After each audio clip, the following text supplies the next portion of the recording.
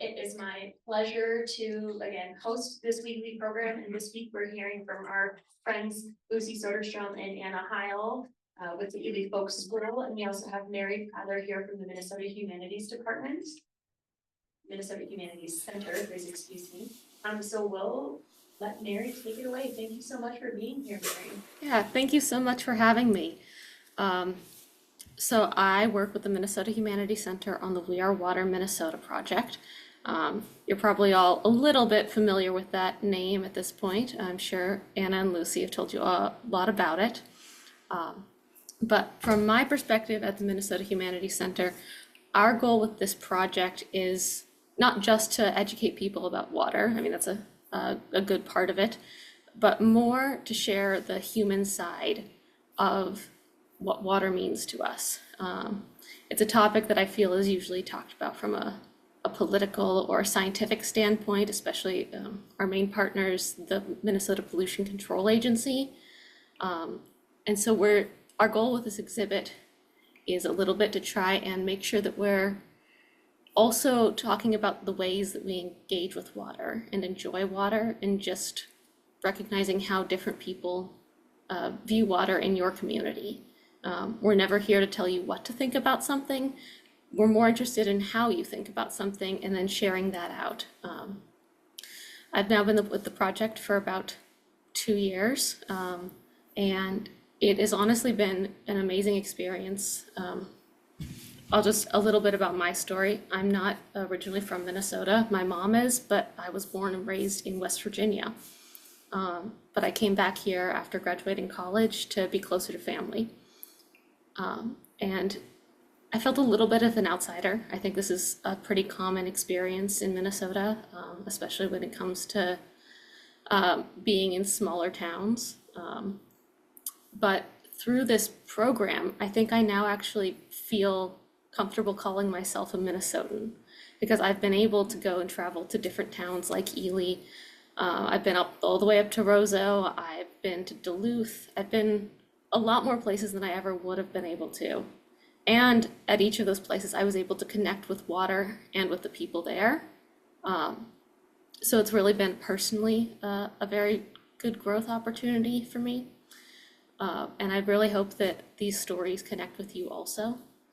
So originally this project was from, there's something called Museum on Main Street, which is through the Smithsonian, where they have a selection of different nationally touring traveling exhibits. And then the state councils are able to apply to bring one of those exhibits. So I believe in about 2016, we applied for the Waterways program, which was about water and fairly similar to We Are Water in a lot of ways. And as part of that program, we're instructed to create a state-based accompaniment to that main traveling exhibit that's on the national level. And so even after Waterways ended, we realized we had this traveling exhibit that we've already made, and we were seeing how much people were receiving it. And we went, well, let's just keep it going. Why don't we keep touring? Why don't we keep using this exhibit? And it has gone on so much longer than the initial project, right? It was supposed to be about 2 years, but we've still had consistent engagement and interest. Even now, we're getting not quite to 10 years yet, but we're getting pretty close. And I don't think that would be possible if not for the fact that people in Minnesota have asked for it and continue to ask to have it around. Now, that doesn't mean that you personally asked for us to be there, but we do hope that you'll still give us a chance and see what you think. And mainly just to focus on stories and the people around you. So I think that's just a little bit about the project in general. Are there any questions I can answer about the program and We Are Water on the state level? I know Lucy and Anna can tell you a lot more about the folk school and what they have planned for their version of We Are Water, but I think that's my spiel about what the program is. It's so fun to hear from you, and I'm sorry we don't have a camera facing toward the audience, so you can't see that we have like a room full of people here.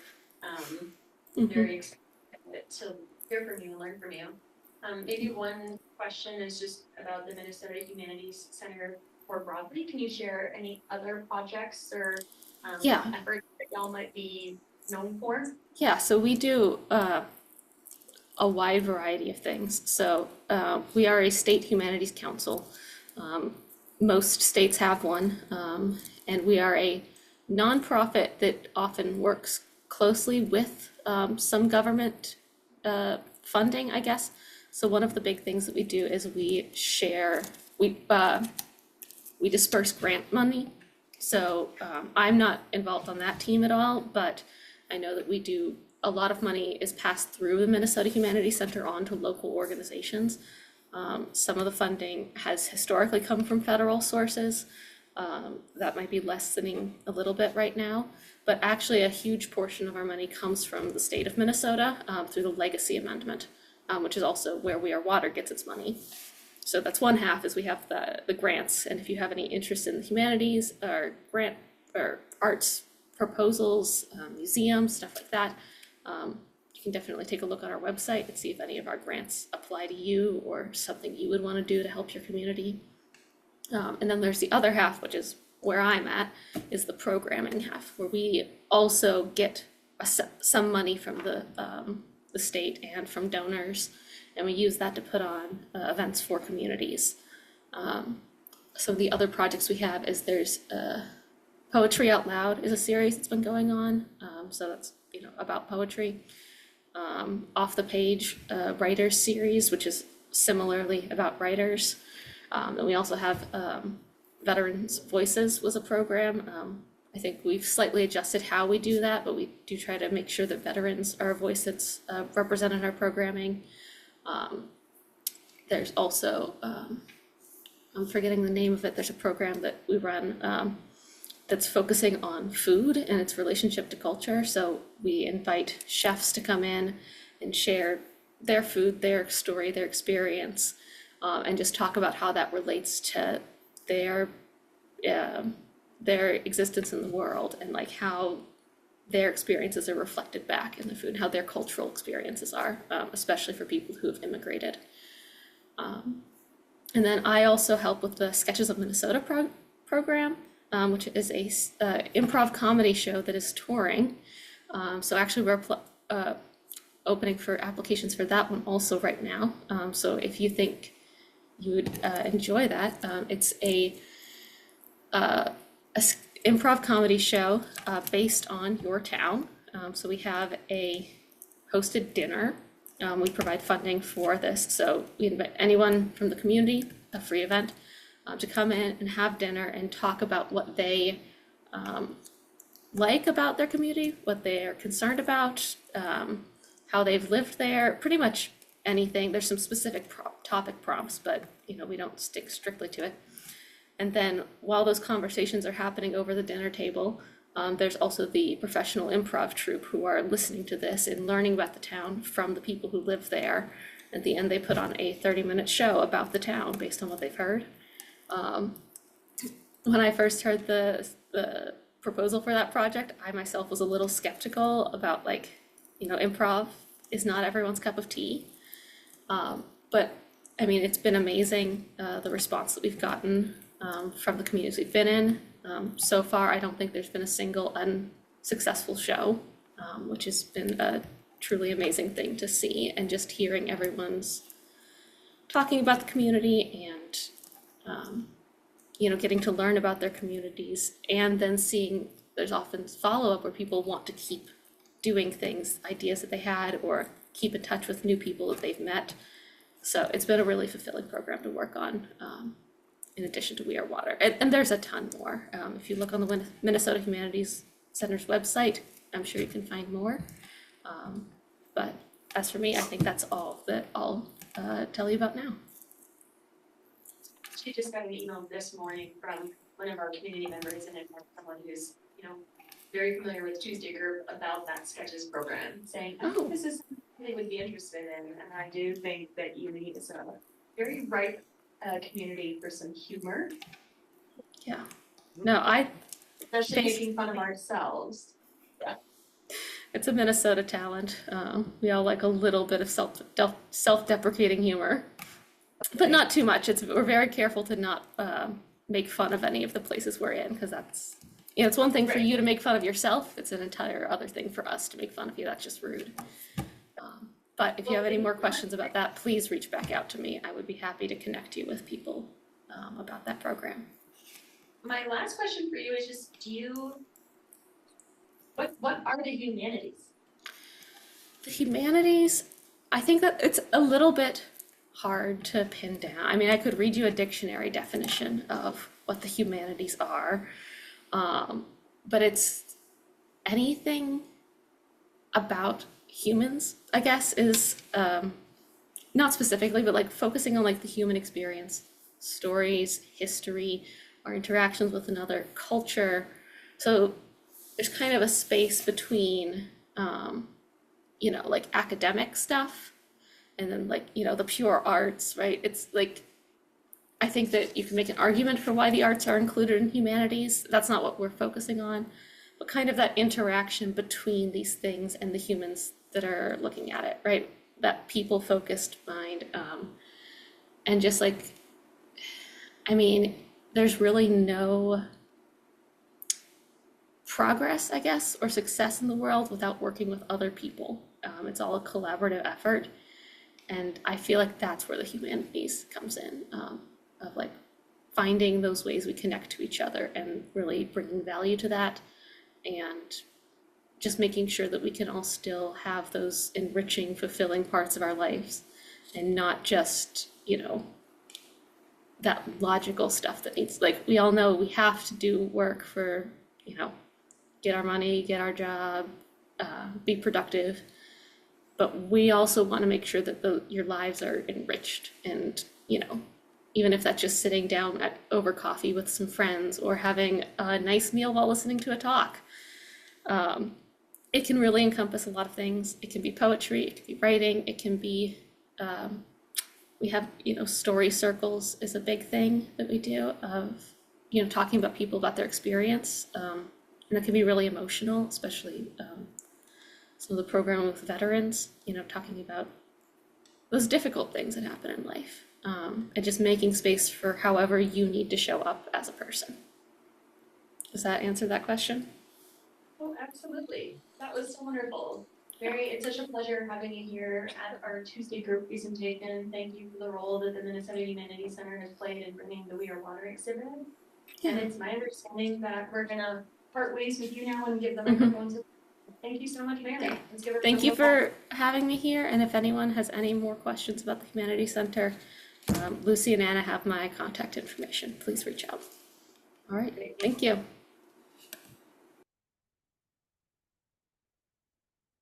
Hello. Thanks, everybody. We just opened our exhibit this past Thursday. So Wednesday and Thursday we spent setting it all up over at the hub. Oh, I've lost where I am right now, on Miners Drive. And last year, when we heard about the We Are Water project, we looked at it and we're like, okay, this is a traveling exhibit that takes the idea of education around water and uses storytelling as the mode for that education.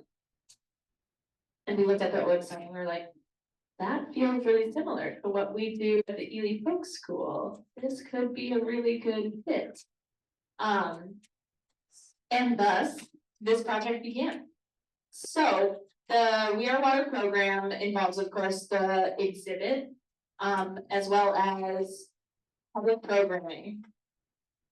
So we'll have a series of events throughout our hosting period.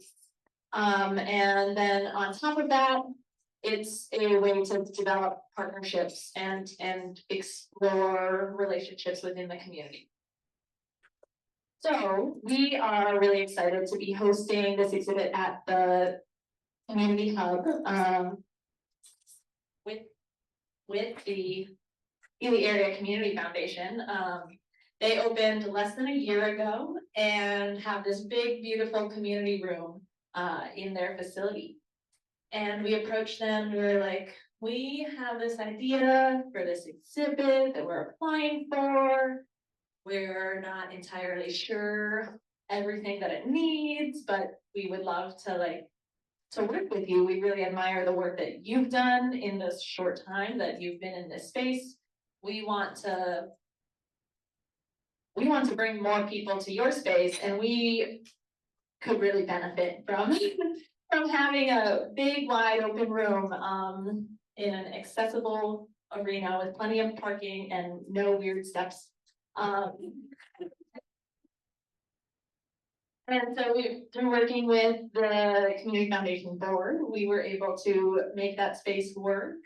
It's really exciting, I think, to have that there in a facility that houses a daycare, that houses a nonprofit focused on healthy aging, that houses a gym facility, and a mental health well-being development, in a truly space that brings people from across the community together, in a space where they can interact and share stories with one another, and now even more stories with each other. So, I mean, I think that this is an important exhibit to have an Ely, in part because it's so much a part of all that we do here. As Bill kind of alluded to earlier, like, so much of our health is about the environment that we live in.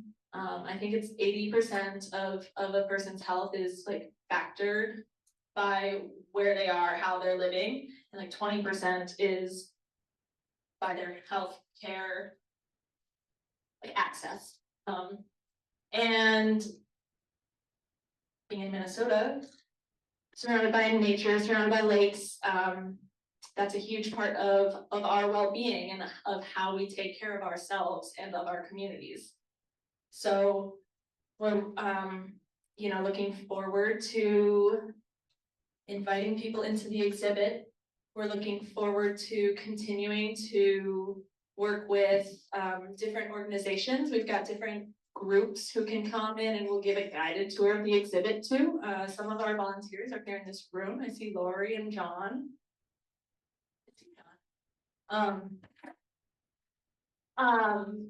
And I think we're really good at sharing stories and creating spaces for us to be together, and it's another way to facilitate more of that and to maybe hear more stories that you haven't seen. So if the Northwoods Partners Men's Memory and Coffee group goes in and maybe the field naturalists come in after them and being able to read the stories that they put up on the wall, there's like another merging of communities and of folks and of stories that we maybe wouldn't get to hear from otherwise. And so we're, again, excited to be here, excited to hear from all of you about how you interact with water and what it means to you, and to hopefully see you at some of our upcoming events. Yeah. I have a question. You mentioned in conversation, I think at our most recent board and staff meeting, that this is well timed because the folk school just actually created a new program area. Can you talk about that? We have a new program area, the humanities. So this is something that we've been, kind of thinking about and wanting to do for a while. And last fall, working with Sarah Vocal, we developed a new website and decided that that would be a really good time to just launch into a new program. So our humanities program area focuses on that study of how humans interact with each other and the world. And recently we've had a class with Abby Dare called Relationships with Yourself and Others, a 3-week program diving into how we interact with each other and with ourselves, and what some of those feelings mean as they come up. We had a conversation on restorative justice with Chris Godsey from the Minnesota Department of Corrections. His restorative justice program, and we're looking forward to, diving a lot further into some of those expanded programming. I think that there are aspects certainly of the humanities in a lot of the classes that we already put on. And it's exciting to really hone in on that and make that available in a more, I was gonna say more straight up way, but more direct way. And so stay tuned for more classes in that arena. And of course, for the ability to begin shaping that with us as we learn from you, as you interact with this exhibit, with our events, and with the stories that bubble up today. Anna's going to share about some of those events that you can attend and participate in coming up. Thank you.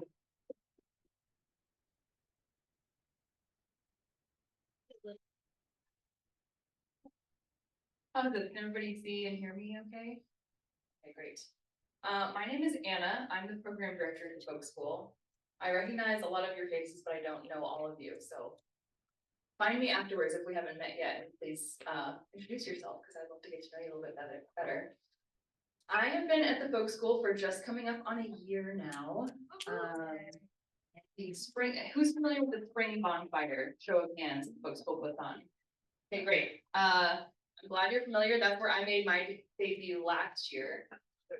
Wednesday, May 7th is going to be the spring bonfire this year. Hopefully the ice will be out and the sun will be out and the snow will be melted for that, but you're just gonna have to come yourself and find out. That spring bonfire on Wednesday the 7th is going to have a We Are Water component. I don't know if we actually said this at any point yet, but the We Are Water exhibit that's at the hub is going to be there until June 16th. So while the exhibit is there, it's open from 9 a.m. to 5 p.m. And there are a number of events that kind of accompany the exhibit as it's there until June 16th. And so the spring bonfire is one of the events that is associated with the exhibit. And obviously we do that every year, but there is going to be a component this year called the water bar, where there will be a chance for you to come and sample water from different sources in our community. And you can either treat it as like a blind taste test, which is what happened at our opening reception of the We Are Water exhibit. People wanted to try different ones and see if they could distinguish which water was well water, was from the city, or was from bottled water. But it's also a great way to continue doing what we've already talked about, which is share your stories about water, talk about the water that you grew up with or the water that you have in your home.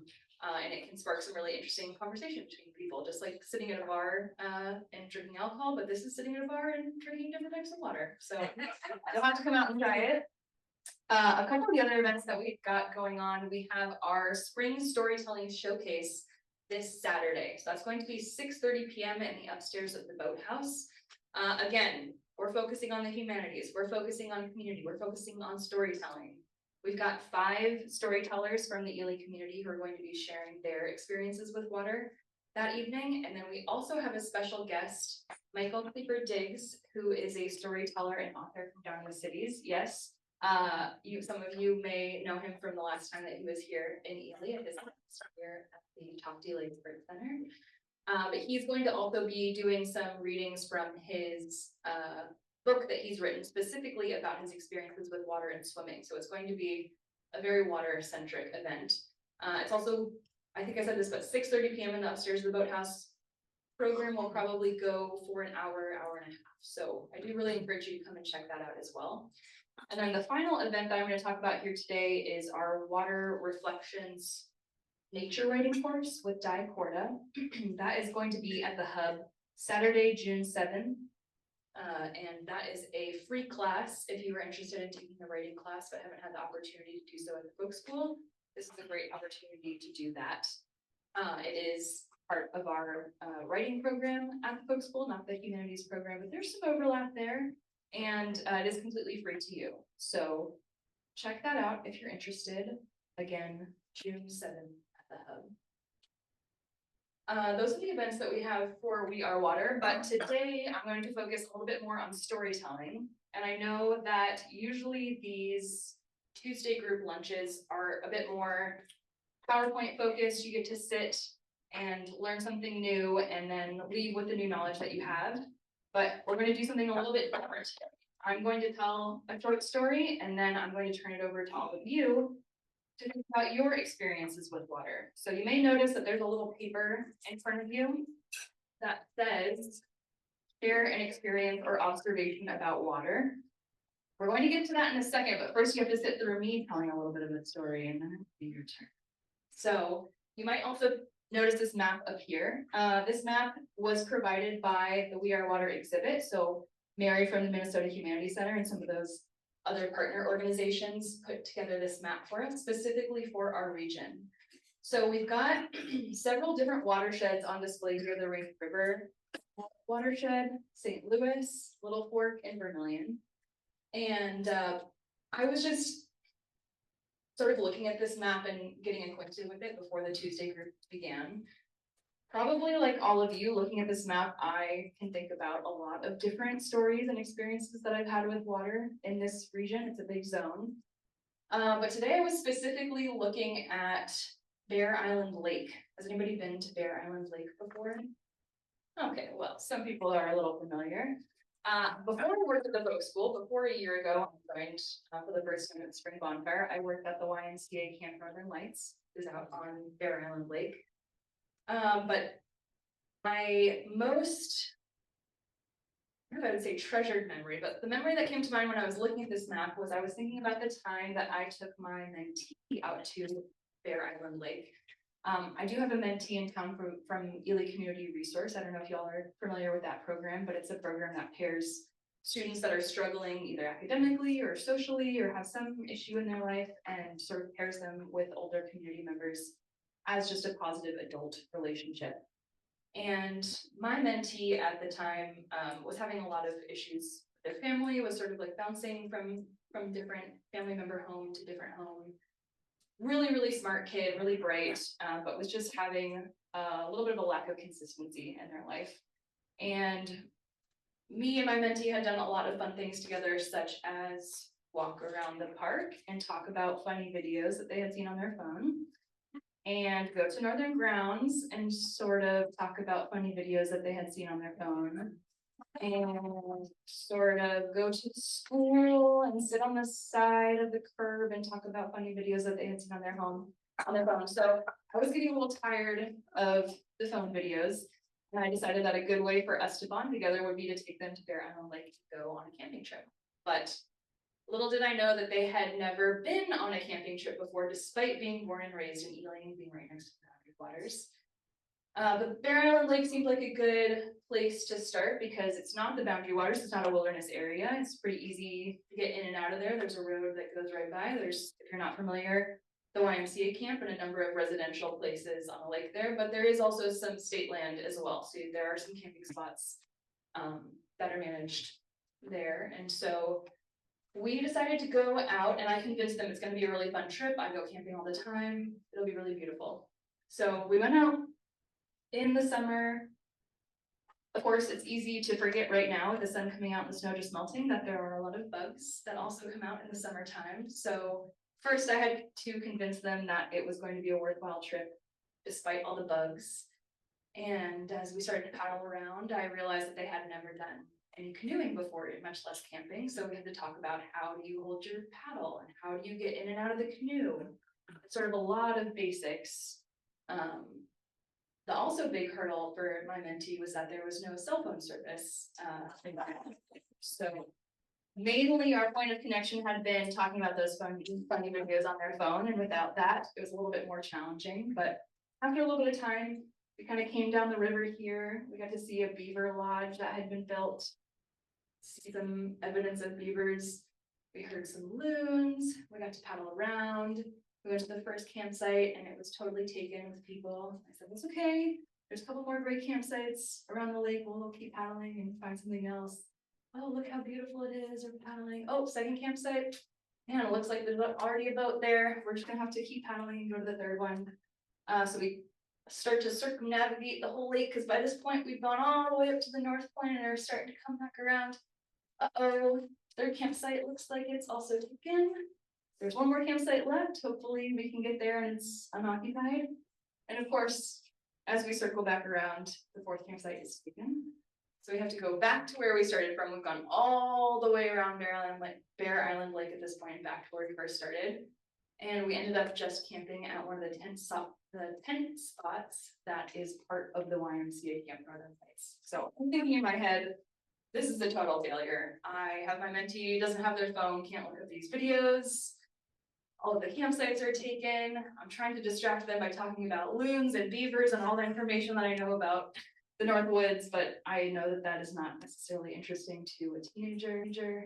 But by the end of the night, they're in the middle of the lake, they're swimming, laughing. We come back, we build a big fire, we see the sunset, we get in our tents, and then we get back out to do some stargazing later once it gets a little darker. And it ended up being a really, really impactful trip for them for their first time camping, and a really, really powerful experience for both of us to bond together and really go a layer deeper than just talking about the surface level things that were much more easily accessible in our everyday life to kind of get that camping experience. And I'm sure that many of you have stories like that, getting out and going camping and really getting into the meat of a relationship with somebody else and talking about the really important things. And I don't think that would have been possible if it wasn't for Bear Island Lake and water and that experience. So that's just one of many, many stories that I had looking at this map. And what I would like to do now is transition from you all listening to me telling a story to taking a few quiet minutes for yourself and just reflecting on an experience that you have with water and writing it down on that piece of paper that's in front of you. So this can be any type of story about water. It can be about how water has shaped the story of your family. It can be about how water has shaped your experience here in Ely. It can be about how water is changing, or maybe it's just a favorite spot that you've been. So again, a little bit different than the normal Tuesday group, I know, but I want you all to take just a couple minutes of silence here. Think about a story that you have with water. Maybe it's in Ely, maybe it's somewhere else in Minnesota. And just write it down on this piece of paper. Are there any questions about any of that? Okay, great. Thanks for indulging me. I'll give you a couple minutes and then I'll check that. Thanks, everyone. Thanks, everybody, for indulging me on that. My final part of the challenge is to ask if any of you would be willing to share your story into the microphone for the rest of the route. Anybody feeling brave?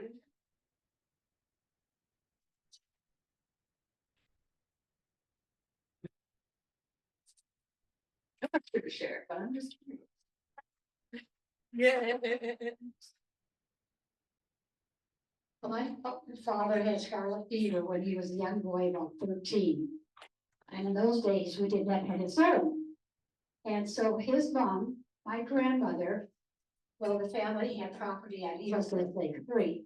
So she took him up to Eagles Nest Lake 3, and she kept dumping him in the lake several times a day, bathing him to keep his fever down. Well, it did keep the fever down, and it did that the scarlet fever did damage his heart, but he lived to be 45. So that's the story of how the water is.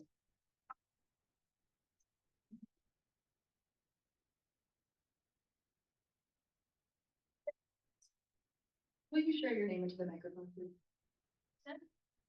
So my name is Karen Reichensberger, and I live in New and Central Arizona. Anybody else? It's my ploy to not have to stay talk in front of you for the whole time. Who was it who raised their hand?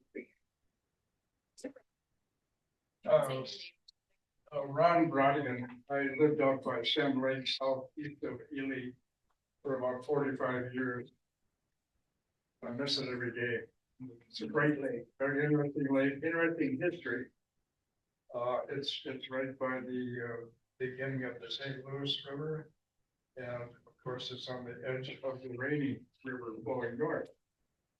Anyway, the Forest Service was there, they did this several times, there's archaeology field schools that are 2 weeks long with volunteers from our seniors program, professional archaeologists, and archaeology students from, that were working on their masters down at the university. And I showed up not as part of the group, but one of my attractions was that they had a truck delivering every day crispy cream donuts. I don't know how that ever happened. We all addicted to those. But it was fun. I have some background in archaeology, and they were looking specifically at this campsite. It had been disturbed by a logging company that had a kind of a retreat there at one time. And before that, it was the Ojibwe, and then probably before them, the Dakota and other woodland peoples. It was right in the center of the lake, and it was bordered on a very good wild rice resource. So it was a ricing camp. There were two of them on Sand Lake. Sand Lake is the long, skinny, shallow lake. Remnants of an old glacial river. So they were looking specifically because a couple of the archaeologists were experts on the fur trade, and I was very interested in the fur trade. And they hoped to find some artifacts from the fur trade, at least some beads or pieces of pipe, the white clay pipe that they used. They found nothing of that.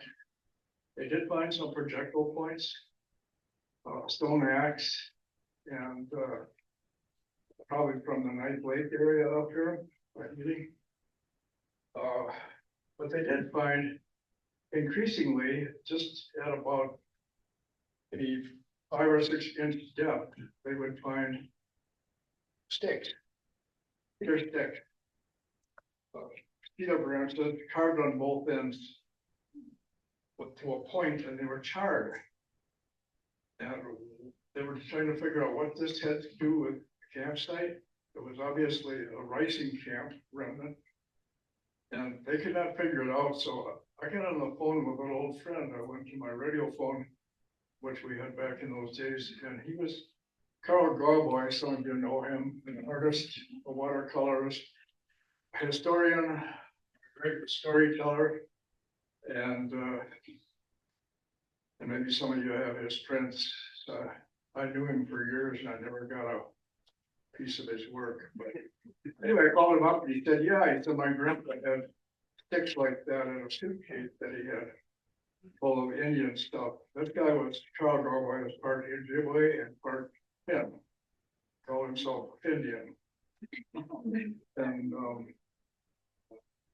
anyway, he said, so he explained what they were for. He said, back in the 40s and 50s, which is about where we were digging profile-wise, the Indians from Power or wherever that came there, it was a real good racing place. And the men would stay at the camp, at least during the 40s and 50s, he said, and drink some beer and play gambling games around the fire. Ostensibly, they were punching the rice in the big kettles, ostensibly. Well, the kids and the women were all doing the work on the lake, the harder work. And he made a point of that. Anyway, he said, during the games, they'd have something like poker chips. These sticks would represent maybe a fisher skin, of imaginary beaver skins or whatever, otter skins. And so they were like poker chips. And he said they'd stick it on the ground. And the reason they were charred was because when the jig was up, when the women and kids had done all the hard work out on the lake, when they finished dancing and finished parching and all that stuff, they would just throw all the sticks in the fire. And then he stopped and he said, He said, well, we've been talking around, he said, I've been talking on my red phone to the Great Spirit or the Creator about some other stuff. Kind of like the Russians and the Americans during the Cold War. And he said, the Creator asked me that since there's a history of gambling on the waters of Sand Lake, why don't you build a casino? Get your friend Ron involved, talk to the boys in New Jersey and get a casino. All that happened.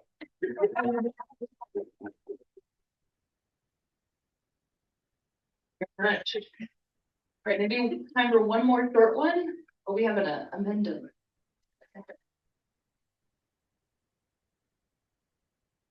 This is the correction. I said my father had scarlet fever. He had rheumatic fever. Journalistic integrity. All right, one more short story, anybody? Saw this hand up, so I'm going to you.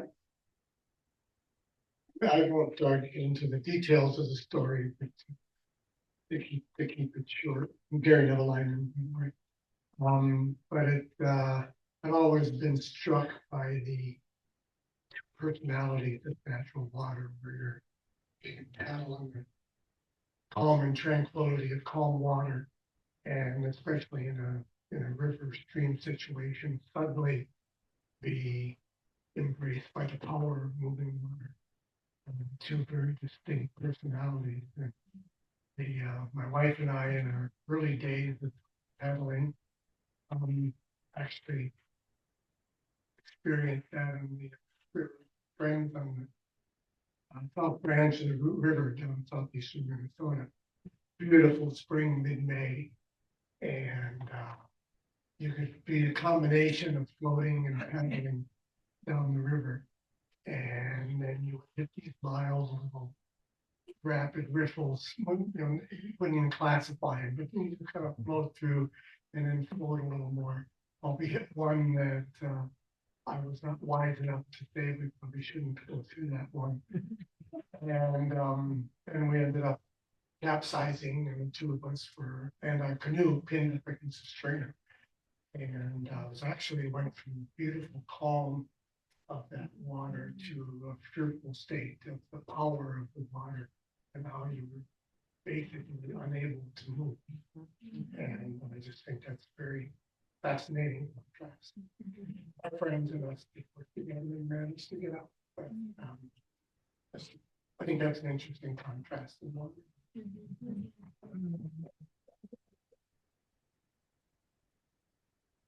You all for taking a little time to share with each other and to share, those of you share out loud with everyone. I will say that if you enjoyed that or you're intrigued by it or you want to learn more, Saturday upstairs at the boathouse, 6:30 is our storytelling showcase, and we'll have some more really cool, really engaging stories about water. So I hope I see all of you there. I think I'm going to go ahead and give you your last assignment, unless there are any questions or comments before I do so. Yes, Betty. I know the book school the other day, and I noticed that You know what, I might not have, unless you said that, so thank you. There are some things at the folk school that are worth stopping by to see.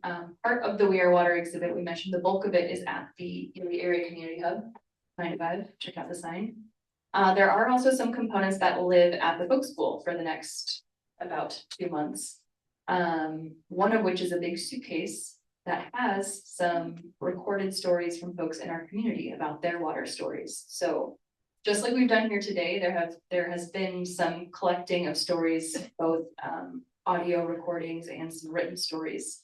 Some are down at the hub, and there are a few that are at the folk school. So you should go to the hub and check out the exhibit. You should also come to the folk school and check out our cool little suitcase of audio stories from some of your neighbors. Thanks for that. Yes. One quick thing, before we moved to Ely, I was a water utilities director for the city of Red Wing. And we were involved there when the water Smithsonian exhibit came through. Red Wing was one of the pretty actively involved in organizing that. I would encourage everybody to take every opportunity you can to see, not only the exhibit, participate in these presentations, because I know from that time it was very, very good. Thank you. Yes. The exhibits are very interactive, so you can learn a lot and it's a good way to leave your mark behind as well. Speaking of which, unless there's any other comments, which is okay if there are, but my final challenge to you is you've got your written story. As Lucy said, we would love to collect those from you if you're willing to part with them.